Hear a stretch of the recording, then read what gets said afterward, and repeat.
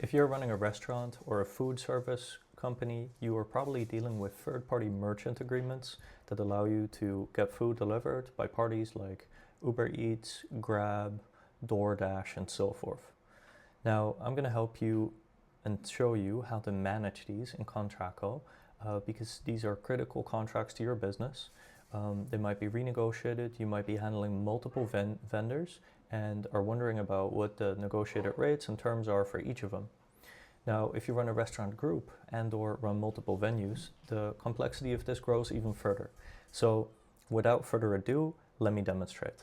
So I'm Boody Voogd, founder of Contracko, and what you see right now here is the app for Contracko. We're a contract management platform. And I'm going to walk you through how you could manage such contracts. Maybe some of the lessons generalize beyond using our tool, but it will also show you how you could use our tool or a tool like ours to manage your business better. So I've generated some contracts using AI.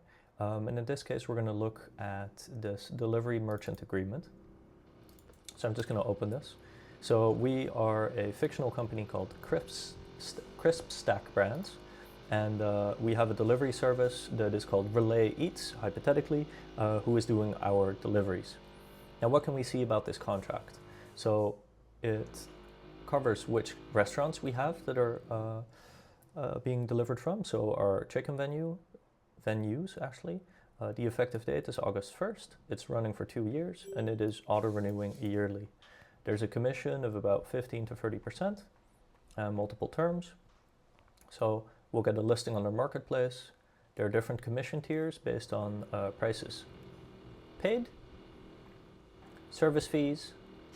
Do we need to keep parity between our menu that we list personally on our website or in the shop or restaurant versus what we offer on their platform? How we deal with customer data, how they deal with promotions and sponsored placements and refunds, if there's any hardware we get, insurance that must be kept, and so forth. So if we go into Contracko, you'll see here that I created a folder for our brand here, Crisp Stack Brands, and we're just going to work with this. And before I drag in a contract, I want to show you that I've set up our company under settings. So you'll see here I set up Crisp Stack Brands with our LLC name as the legal name. And this helps our AI system better know that we are the first party in this contract and that the delivery party is the third party. Now we'll try and deduce that, but if you do this, it gets even more accurate. Now the next thing I want to show you is contract types. So these are data structures you can create for common contracts you deal with in your business. In this case, this merchant agreement. Now let's set one up. We have templates, but in this case, I just want to create one from scratch to show you how it works. So we will create a delivery merchant agreement, and we're going to add custom fields. So in this case, okay, so what do we care about? So we want to know the platform. So in this case, is it going to be like Uber Eats, DoorDash, Grubhub, etc. And we'll add this one. We are going to add a plan tier, like we just saw in the contract. Sorry, just have to approve that. We will add a commission rate. We are going to add a yes/no for menu parity required. Let's see, what else did we think of? Maybe there's a fee that's actually critical, so platform fee. Okay, we're just going to save this. Now what this does is when we drag a contract into our platform for extraction, our system's going to try and match it to all the available types, tries to find the closest match. If it doesn't find a match, it will actually generate one, and then it will also extract not only all the base comment fields that it gets out of every contract, but it will also get those custom fields that we just created. Now, in this case, let's go back. Let's take this delivery merchant agreement and drag it in. This is going to trigger an AI extraction. Now, this is one way to get a contract in by dragging and dropping, and you could do it in bulk. But another way would be to email it to a dynamic email address, or we have an API, which you can also use with Zapier. So you could connect it to your CRM or have it monitor a cloud storage folder, like let's say on SharePoint or Drive, or even use external e-signature tools. Now I'm showing you this because the contract is extracting. And what you could also do instead of use a third-party signature tool is you could use ours. So with Contracko, you can send contracts.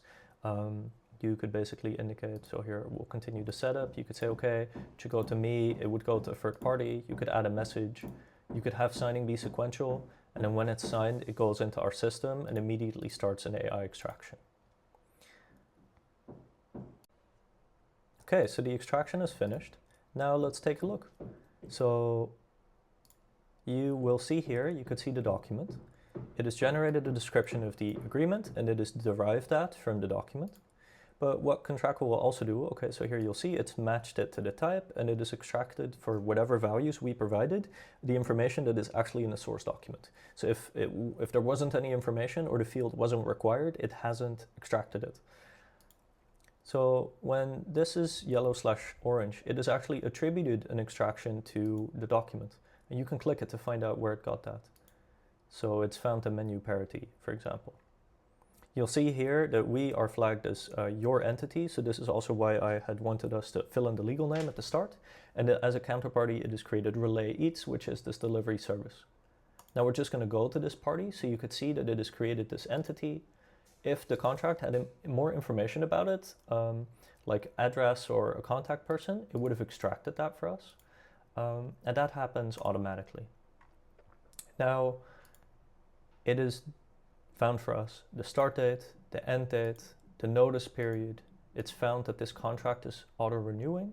It has summarized the financials for us, the governing law, any liabilities, and critically, it is also identified that for this particular contract, the notice deadline has already passed because this contract is expiring. I'm recording this as of, let's see, July 11th. So this contract is expiring by the end of the month and then it would auto-renew. Now the notice deadline in this case is already 10 days overdue. Typically, contracts have an end date or a renewal date, and maybe a month beforehand you would need to give notice if you want to terminate that contract. How our system would work, if you want to create a notification, and assuming, so this is just going to auto-renew on July 31st, so our system would handle that, so it's going to move all the contract dates up. We might want to set a notification to annually review this. So let's do that, so we'll call it annual review. Now we know this is happening on July 31st, so like let's say we want to take maybe March 1st, we'll start next year. I'm going to set this up, we'll have a repeat, make it yearly, we'll set up a notification, and it could be 7 days before, that's fine. Review, delivery, contract. So we can see if we're happy with this. We're going to save it, and this is how, oh sorry, we're going to save it here. And you'll see here, so this is the message, it would go to me.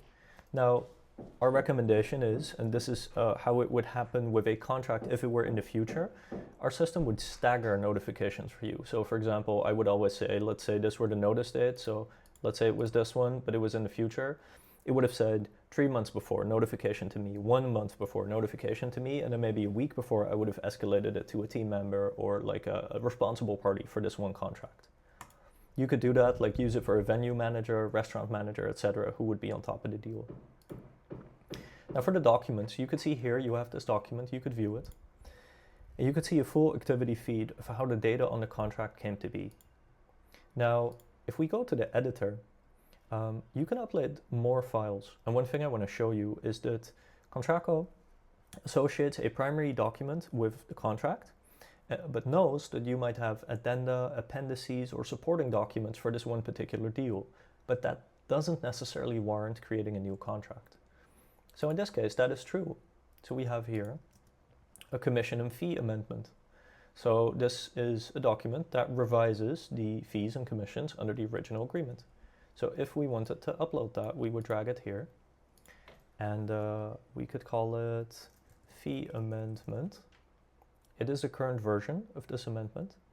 And you could run an AI extraction on this, and it would pull the data and allow you to either overwrite or supplement the data that this contract already has. In this case, I'm just going to flag that off.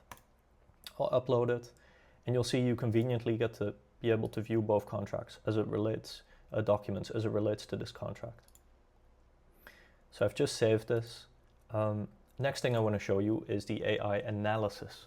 Now this is a qualitative risk assessment of this contract. So our system will not only summarize the contract, but it will also make an AI assessment of the risks, obligations, liabilities, and gaps. In this case, let's see if it's found anything interesting. Yeah, it's flagged the key risks for our organization. Beyond that, it says it's mostly standard. Risk scoring, there's one high priority item, so we should take a look at that. It's right here. Just like with the AI extraction, it's gonna, wherever possible, attribute a source to the document that we'll highlight.